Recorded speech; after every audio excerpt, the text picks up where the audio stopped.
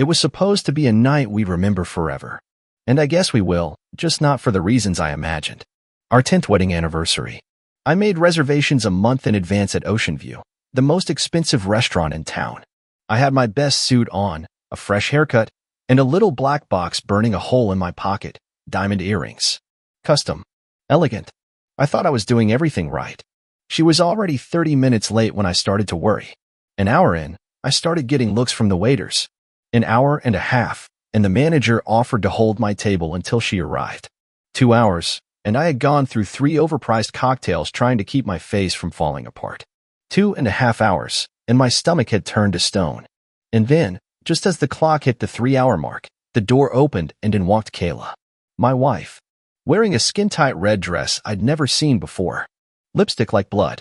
Hair up like she was heading to the club, not an anniversary dinner. And she wasn't alone. She strutted in with 3 of her girlfriends, Megan, Carly, and Jasmine, all dressed like they were ready to film a music video. They weren't laughing at first, not until Kayla glanced over at me, sitting there, still at the table like some dumb loyal mutt, and barked out, "See? Told you he'd still be here like a pathetic puppy." And they all laughed. Laughed like it was the funniest thing they'd seen all month. The waiter glanced at me with pity. I didn't move a muscle. I just smiled, swallowed the acid rising in my throat, and waved him over. "Another drink," I said. "Make it strong." Kayla didn't even sit down. She walked over, still giggling, and kissed me on the forehead like I was a toddler. "You're such a good little pet, Nate." That was my name. Nate Carter. 39 years old, loyal, hardworking, and completely blindsided. I didn't say a word. Not yet. She sauntered back to her girls, told them she needed to freshen up, and disappeared toward the restrooms. They stayed at the bar, sipping martinis and occasionally glancing my way, whispering behind their glasses.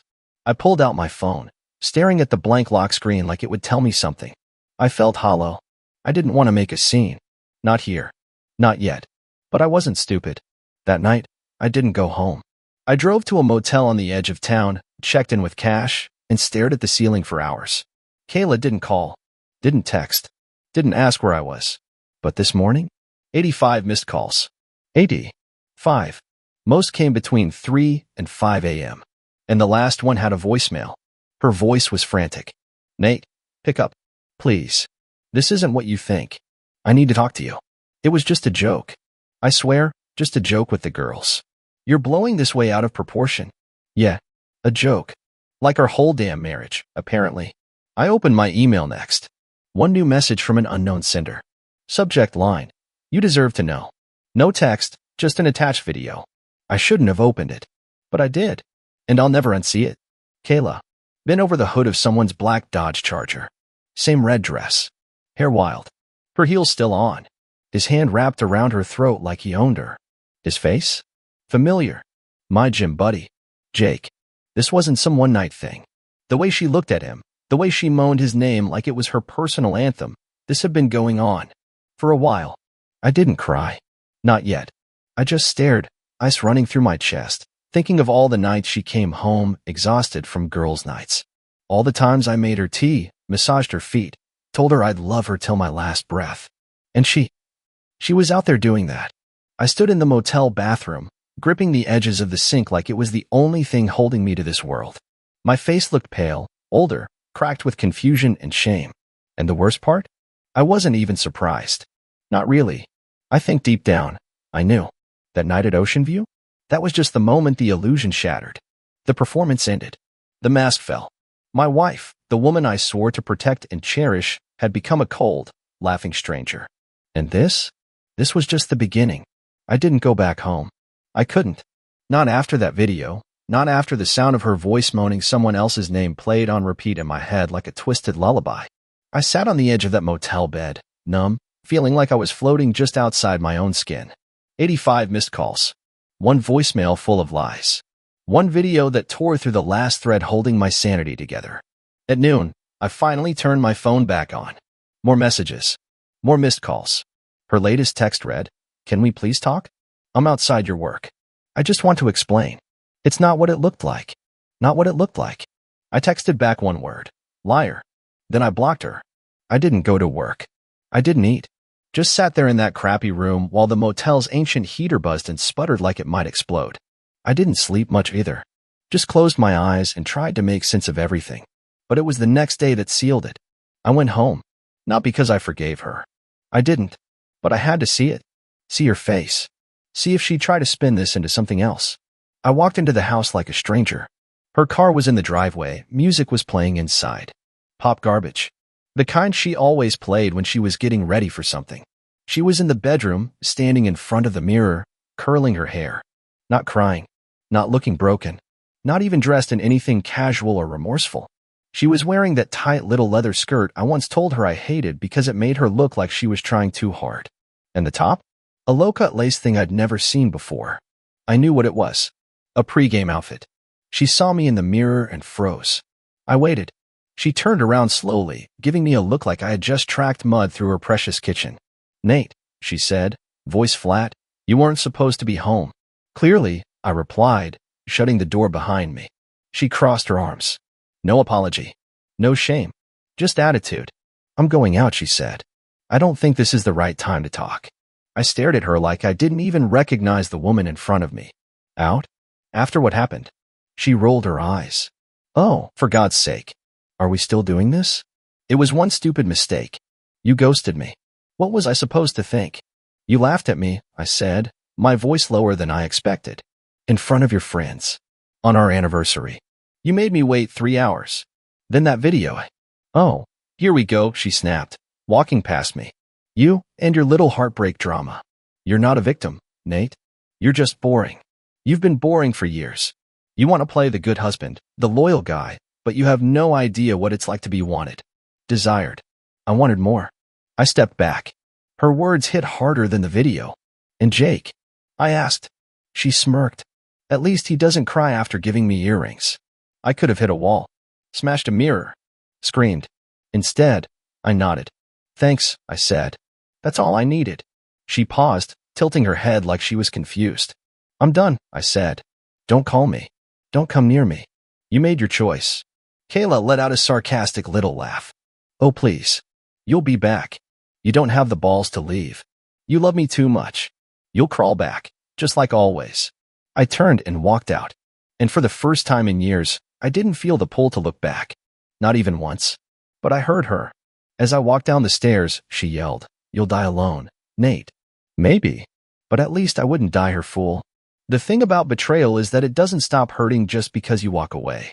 I drove aimlessly that night, letting the city blur around me, passing neon signs and silent homes where people were probably curled up with the ones they loved, completely unaware that their entire world could be ripped apart in a single night. I ended up at an old gas station on the edge of town, one I hadn't been to since college. Sat in the parking lot, engine running, staring at the windshield like it held answers. It didn't. I checked my phone again. I don't know why. Muscle memory, maybe. She was blocked, but I guess even hope can act like a parasite. I half expected some miracle to have slipped through the cracks, a genuine apology, a breakdown, maybe even a confession that meant something. But there was nothing. Just a screen full of silence. The next morning, I packed. It wasn't dramatic. No slamming of drawers or throwing clothes into suitcases. Just quiet, steady movements. A rhythm that kept me from thinking too much. I left the diamond earrings on the kitchen counter. Still in their box, unopened. I hoped she'd see them and feel something guilt, maybe. But knowing her now, I doubted it. I wasn't gone an hour before the text started coming through other numbers. "We need to talk. Don't throw everything away over one mistake. You're being childish, Nate. Jake doesn't even mean anything. I was just bored. You should have noticed." And finally, the real one, the dagger she knew would cut deepest. "If you leave, you'll regret it. I'll make sure of that." Threats now. It had escalated quickly. She realized I wasn't bluffing. That this wasn't just a fight or a dramatic scene she could patch over with a few tears and a sloppy make-out session like she used to. But it was already too late. A week passed. I moved into a small apartment above a barber shop. It smelled like aftershave and old wood, but it was quiet. Peaceful. I didn't tell anyone at work what had happened. They probably assumed something was wrong. I looked like hell and kept to myself, but no one asked. I was grateful, but that peace didn't last long. One night, around 2 a.m., someone buzzed my door. I checked the peephole. Her. Standing there in a trench coat and heels, smudged makeup, mascara streaked down her cheeks like she'd actually tried to cry. I didn't open the door. She pounded harder. Nate, let me in. I didn't move. I know you're in there. Stop being a coward. Still didn't move. That's when she screamed, loud enough to wake the building. You think you're so righteous? You're not better than me. You're just a loser who got lucky I ever married you. Neighbors started flipping lights on. I opened the door a crack and stepped outside, pulling it shut behind me. You need to leave, Kayla. She stepped forward, breath heavy, eyes wild. You're really doing this? You're throwing 10 years away because I slipped? Are you that weak? You didn't slip, I said, calmly. You jumped. And you kept jumping. You only regret it because now you're alone. She slapped me. Didn't even hesitate. Right across the face. I laughed. I didn't mean to, but it came out. Sharp. Ugly. She stepped back, shocked. That's all you've got? I asked. After everything? A slap and a tantrum. She opened her mouth to speak, but I turned and walked back inside, locking the door behind me. Her voice echoed down the hallway for a few more minutes before she finally gave up and left. I didn't sleep that night, but I didn't hurt either. The numbness had finally become something stronger, resolve. She wasn't the woman I married. Maybe she never was. Maybe I just wanted her to be. A few days later, I got served. Divorce papers. Filed by her. Not me. After everything she did, after all the humiliation, she wanted to be the one in control, to write the ending. She cited emotional abandonment as the reason. That part almost made me laugh out loud. Emotional abandonment. From the man she mocked in public and betrayed behind his back. But I signed the papers. Without a lawyer. Without contest. I didn't want a penny. Didn't want the house. Didn't want the car. I just wanted out. Clean break. Let her have everything. It would all rot anyway. Still, the hits kept coming. 2 days after I signed, I got a message from an old friend, Scott, a guy from high school who had stayed in town and ran a local gym. Hey man, you probably don't want to hear this, but figured you should know. Saw Kayla with Jake today. They were shopping for rings. Rings. 2 weeks after our anniversary dinner from hell, she was ring shopping with the guy she let use her like a weekend toy. No shame. No waiting period. No breathing room. She was erasing me. Replacing me. Like I was some old furniture she finally dragged to the curb. Part of me wanted to rage. To drive down there, crash the party, rip the diamond out of her hand and throw it in the gutter. But I didn't. I sat in my empty apartment with a black coffee and a cigarette I didn't even smoke, just holding it, thinking about how fast love can mutate into poison. Then came the real gut punch. My mom called. She had run into Kayla at the grocery store. She told me she misses you, my mom said gently. Said you overreacted. I had to pull the phone away from my ear just to keep from screaming. Overreacted? I played the part of the loyal husband while she was out performing bedroom theater in back alleys with gym brothers and treating me like a joke in front of her friends. My mom didn't mean harm. She loved Kayla. Thought we were soulmates. For 10 years, Kayla played that role to perfection when others were watching. Sweet. Supportive. Charming. The kind of woman mothers dream their sons marry. But behind closed doors? The mask slipped a long time ago. I just refused to see it. She stopped touching me about 2 years in. Said she was tired. Busy. Not in the mood. Said she was working on herself. So I waited. I made her breakfast. Left love notes. Took her on surprise trips. She rewarded me by keeping her affection locked away and giving her body to strangers who made her feel alive. Alive. That word stayed with me for days. Like I was the one who made her dead. Like her emptiness was my fault. A week passed. I didn't respond to anyone. Not Scott. Not my mother. Definitely not her. But then I saw her again. Randomly. At a diner. She was sitting in a booth by the window, sipping a smoothie and laughing with a man I didn't recognize. Not Jake. Someone new. Third in line. Maybe fourth. Her hand was on his arm, fingers tracing the vein like she used to do to me when we were dating. I didn't approach. Just stood by the register, waiting for my coffee, watching her from the side. She saw me. I know she did. Because the smile on her face widened, like seeing me struggle in silence was just part of her dessert. She leaned in, whispered something to the new guy, and laughed. Like I never existed. I walked out without my coffee. And I didn't look back. 2 months passed. The divorce finalized. No court drama. No drawn-out battles. Just a cold envelope in my mailbox confirming that the state of California no longer recognized us as husband and wife. It should have felt like relief.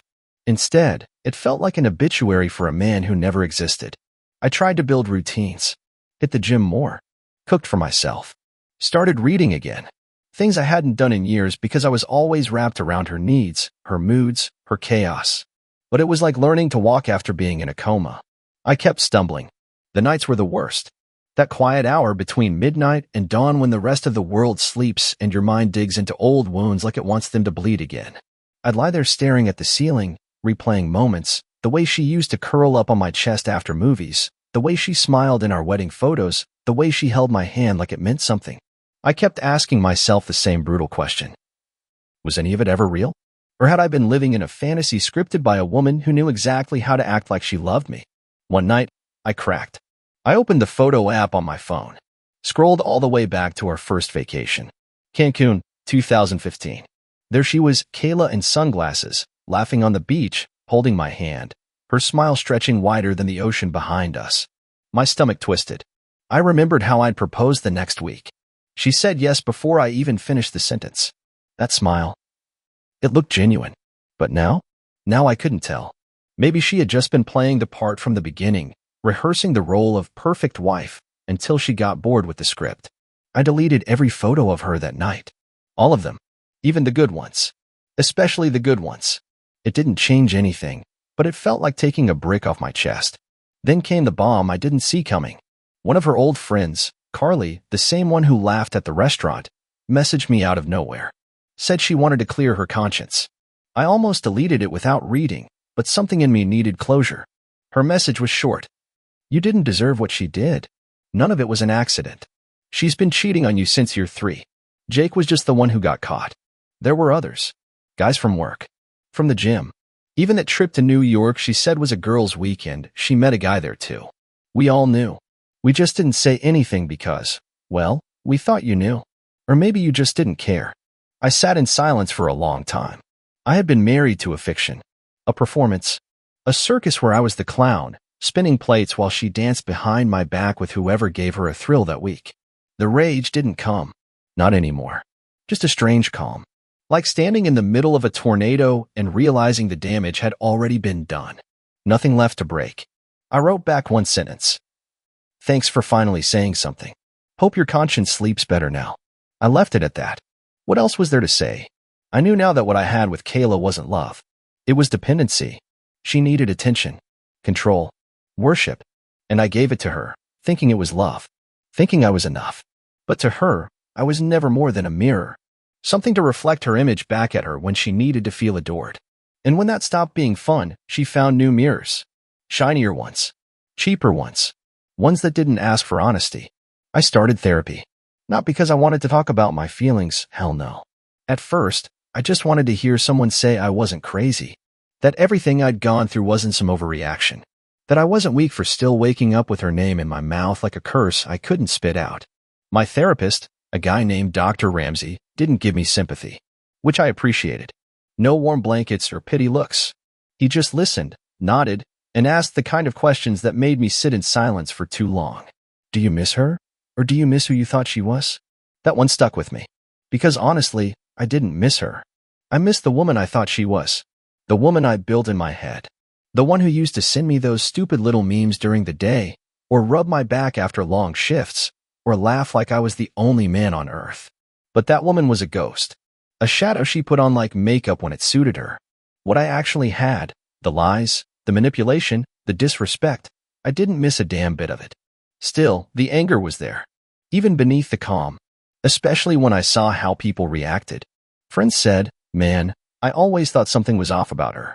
But they said nothing while it happened. My uncle told me, at least you don't have kids together.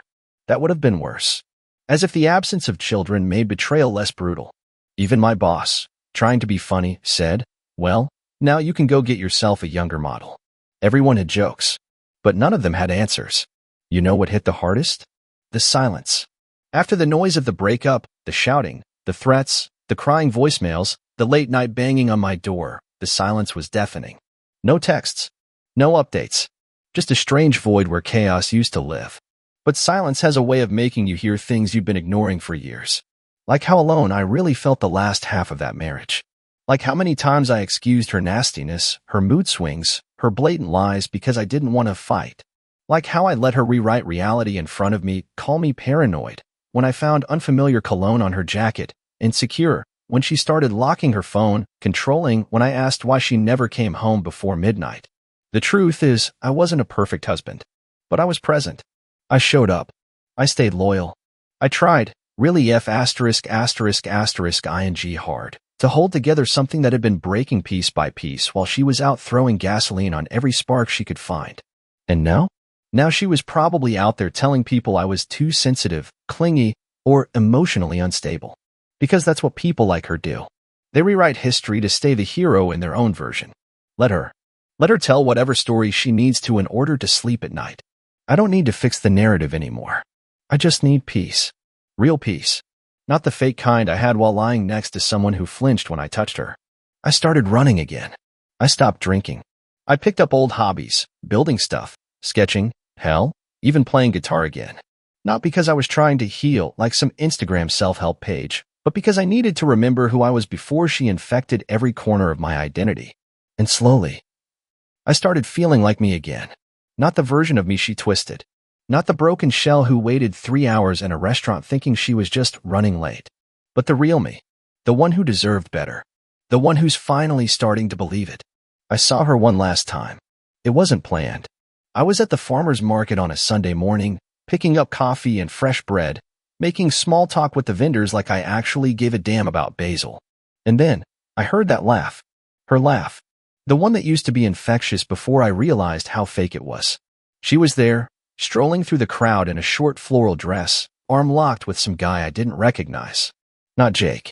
Not the guy from the diner. Another one. This one looked younger, barely out of college.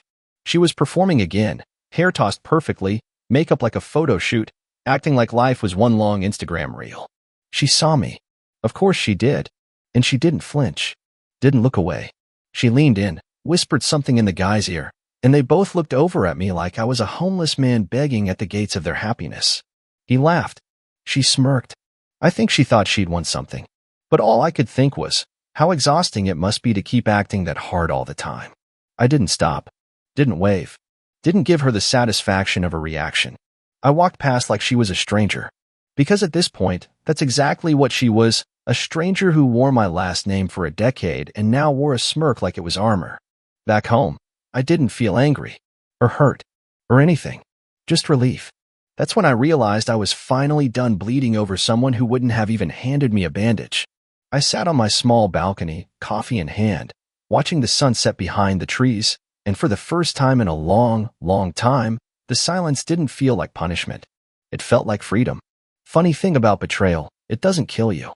It just rips you open wide enough so the truth can finally get in. And the truth was simple. I loved a woman who didn't love me. I gave everything to someone who saw it as weakness. I waited in a restaurant like a fool while she laughed with her friends and bragged about how easily she could break me. And maybe that says something about me, about how I was raised, about what I thought love was supposed to feel like. But I'm not ashamed. I'd rather be the guy who waited, who believed, who hoped, who stayed loyal, than the one who uses people like tools and then discards them when they get dull. She didn't destroy me. She revealed me, showed me the cracks, the places I needed to rebuild stronger. I don't hate her anymore. You can't hate someone you've outgrown.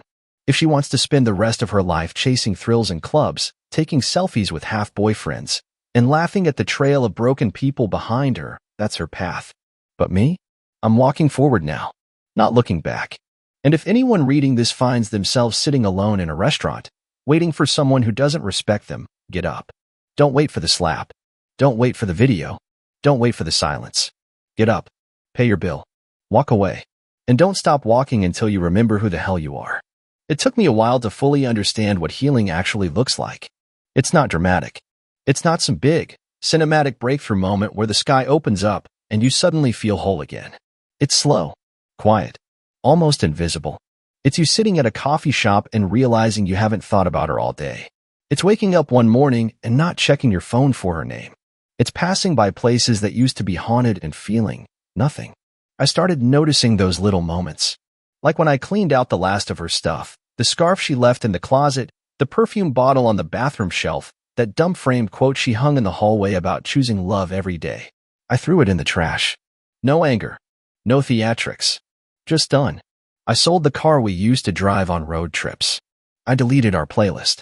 I tossed the blanket we used to curl under on Sunday nights. Bit by bit, I peeled her out of my world like a dead layer of skin. One night, I went out with friends, real friends. The ones who didn't pretend like nothing happened, who actually listened, who called me when I went quiet for too long. We drank, joked, even flirted a little with some women at the bar. Nothing serious. Nothing forced. Just life again. And somewhere between the laughter and the sound of glasses clinking, I realized I was smiling, not the fake kind I wore during the worst parts of my marriage, but a real one. The kind that reaches your eyes. I won't pretend I'm fully over it. Sometimes I still have dreams where she's sitting across from me, saying all the things I used to beg to hear. I wake up shaken, heart racing, the echo of her voice still in the room. But now, I don't chase the dream. I don't spend the whole day in that fog, wondering what if. I let it fade, and I move on. Because the truth is, she didn't break me. She woke me up. I learned more about myself in the fallout of her betrayal than I ever did during our marriage. I learned that being loyal doesn't mean being blind. That love without respect is just manipulation in a prettier dress. That no matter how much you give, some people will always crave what destroys them. And most of all, I learned this. You don't need closure from the person who hurt you. Sometimes, the closure is just accepting they're not capable of giving it. Sometimes, it's closing the door yourself. So here I am, a different man, still healing, but no longer bleeding. Stronger, but not hardened. Wiser, but not bitter. I don't know what's next. Maybe I'll fall in love again someday. Maybe I won't. I'm okay either way. Because now, I finally love the one person I neglected for years, myself. And if you're reading this, hoping to find a reason to stay in something that's killing you slowly, let this be it. You don't owe loyalty to someone who feeds on your silence. You don't owe patience to someone who spits on your kindness. And you don't owe your life to someone who treats it like a game. Walk away. Before the laughter at your expense becomes a soundtrack you can't turn off. Because you deserve more. You always did. Weeks turned into months. And with each one, the grip she had on my mind loosened. There was no single moment of triumph, no movie scene ending where I stood in the rain and screamed out her name. Just gradual, quiet detachment. And the more distance I put between who I was with her and who I was becoming, the clearer I saw the lies I used to accept as normal. I started writing again.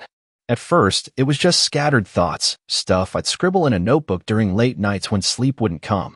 But then it turned into pages, and those pages started to make sense. It wasn't about her. Not directly. It was about me. My life. My voice. For so long, I had been the background character in my own story, orbiting her needs, her moods, her demands. But now? Now I was the damn author. I ran into Jake once, randomly at a gas station. I didn't even recognize him at first. He looked older somehow. Tired. He saw me, froze, then nodded like he wanted to say something but didn't have the guts. I just stared. Not with rage. Not with hate. Just silence. And that silence said everything. He looked down, muttered, "Sorry, man," like it would rewind the clock or erase the filth he helped drag into my life. I didn't respond. I just turned around and left. Because nothing he could say would make any of it better. He wasn't just a guy who slept with my wife, he was someone I trusted. Let into my home. Shared drinks with. Talked about my marriage with. He listened to my problems and at her anyway. That's not the kind of betrayal words can fix. After that, I finally changed my number. It felt symbolic. Like cutting the last wire she could use to try and pull me back. No more games. No more fake apologies. No more midnight. I miss you texts sent out of boredom or guilt. She had plenty of chances. She cashed every one of them in for cheap thrills in strangers' hands. Now, I was bankrupt of forgiveness. Sometimes people ask if I'd ever take her back, if she changed, if she realized what she lost, if she begged. No, because she didn't lose me. She threw me away. Like garbage. She didn't make a mistake, she made a pattern. And people don't change patterns unless they hit rock bottom. But Kayla?